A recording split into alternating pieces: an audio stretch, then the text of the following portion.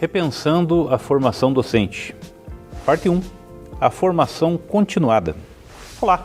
No capítulo 2, Repensando a formação docente, a primeira sessão endereça o tema da formação continuada. É certo que todo professor de nível superior deve ambicionar o seu próximo grau acadêmico, seja ele o mestrado ou o doutorado. Agora, como comentamos no livro, há algo ainda mais essencial, que é absolutamente indispensável para o docente de alto nível do século XXI. Você deseja ser um professor de alto quilate? Então, aprenda inglês. Claro, aprenda línguas, uma terceira, quarta, quinta língua, sempre acrescenta. Mas a sua escolha número 1 é o inglês. Eu sempre insisto nesse tema com os meus alunos e especialmente com os colegas professores, da importância do inglês para a atividade docente hoje em dia. Acredite, nunca é tarde demais para aprender inglês ou outros idiomas. Vamos começar deixando clara uma coisa. Todo professor de nível superior tem que saber ao menos ler em inglês, senão estará correndo o risco de viver uma bolha de irrelevância acadêmica. De preferência, um jovem cientista, pesquisador acadêmico, que almeja se tornar um bom profissional, deve também aprender a escrever em inglês. Mas você diria, o Google Tradutor não está aí para isso? Por favor, não se engane. Se você ainda acha que textos técnicos podem ser traduzidos decentemente apenas com a ajuda do professor Google, então olha, está mesmo precisando de um curso de inglês. Claro, o Google pode até ajudar no caso de palavras e expressões curtas, mas ele não serve para traduzir orações inteiras, sentenças inteiras e muito menos textos mais complexos. Quem faz aí simplesmente um copiar e colar no Google Tradutor tem sempre como resultado algo ruim. Tratamos a respeito no nosso livro. Saiba que algo em torno de 99% da literatura científica mundial está em inglês. Essa é a língua oficial da academia e do mundo contemporâneo. A ciência é como um enorme quebra-cabeças cooperativo e internacional. Se você não conseguir se comunicar com os colegas, como é que poderá saber que peças faltam no quebra-cabeças científico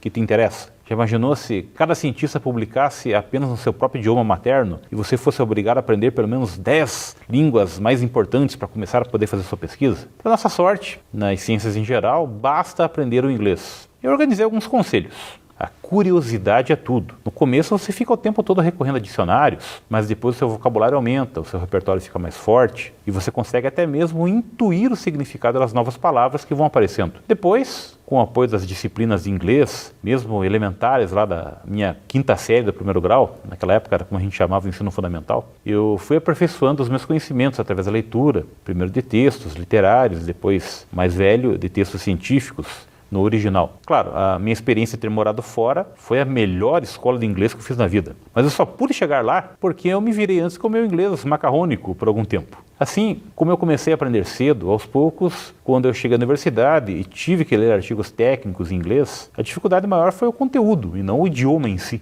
Eu trabalhei também numa grande operadora de telefonia brasileira, em que quase a metade de tudo que tínhamos para fazer era em inglês, escrito, falado, escutado. Uma coisa vai puxando a outra e a sua carreira vai convergindo nas melhores oportunidades por causa do inglês. Bom, quão fluente o professor precisa ser? Ora, quão fluente ele possa ser. Saber idiomas nunca é demais. Um docente deve, óbvio, dominar a norma culta do próprio idioma materno e, além disso, ser fluente em inglês. Agora, quanto mais idiomas você puder aprender, melhor, evidentemente. Mas o essencial mesmo é ler fluentemente em inglês, sem precisar ficar consultando dicionários o tempo todo. À medida que você vai atingindo sua senioridade, também deve almejar ser capaz de perceber as minúcias, as entrelinhas e os temperos do texto, pois mesmo os frios e ásperos textos científicos também têm seus elementos de ironia, de humor e outros componentes de um texto de alto nível. O ideal mesmo é ser fluente também na escrita, porque senão você pode acabar quase indo à falência de tanto pagar tradutores.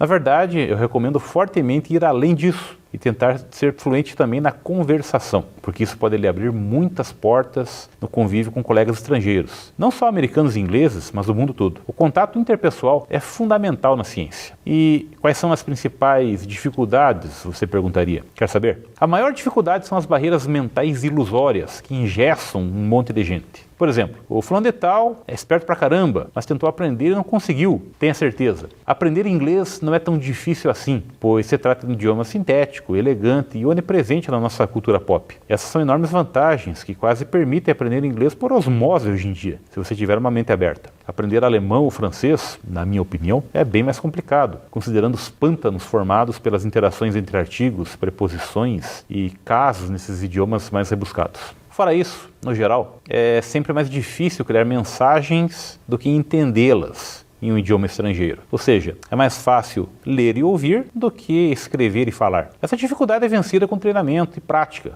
muita prática. Você vai praticar para sempre, não tenha dúvida. E quais são as exigências? As exigências são apenas disposição e dinheiro. A disposição só depende de você, da sua disciplina de estudos. Já os recursos financeiros, bom, aí pode ser mais complicado, pois realmente os melhores cursos são caros. Mas lembre disso, não é custo, é investimento. Portanto, tem retorno. Traduzindo, isso você paga. Um dia, o que se investiu volta, e com juros.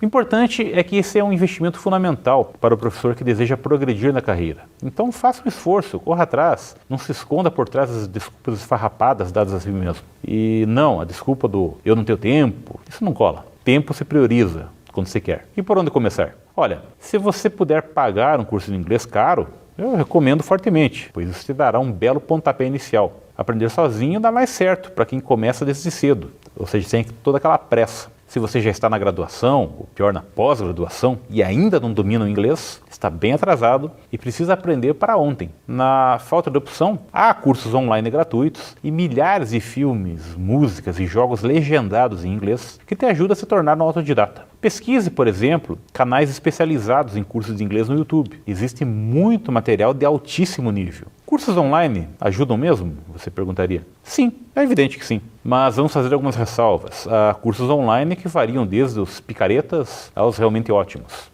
Só que, em geral, eu diria, mesmo nos bons cursos online, você aprende mais devagar do que nos presenciais. Olha, o nosso cérebro tem um hardware feito para aprender idiomas principalmente por imitação e repetição, no contato pessoal com os falantes nativos, usando os neurônios espelho. É como aprendemos o nosso idioma materno na nossa primeira infância. Sempre que tiver a chance de conversar pessoalmente com um falante nativo do inglês, aproveite a oportunidade de ouro. Conversas ajudam muito. Ouça músicas em inglês, mas dê preferência a versões gravadas por cantores com excelente dicção. E essa aqui é bem importante, você que é um entusiasta do Netflix. Assista filmes e seriados em inglês com legenda em inglês. Não coloque as legendas em português em hipótese alguma. Vá se forçando a entender tudo no original, com o dicionário ao lado, se for o caso. Aos poucos, a coisa vai melhorando. E no final do processo, você um dia abandona toda e qualquer legenda. Mas, leia bons livros no original em inglês. Comece por leituras leves, como romances mais pop, e depois passe para leituras mais densas, como os clássicos, por exemplo. Agora, e se você está, digamos, desesperado, você precisa muito aprender para ontem, como é que eu faço, você me perguntaria?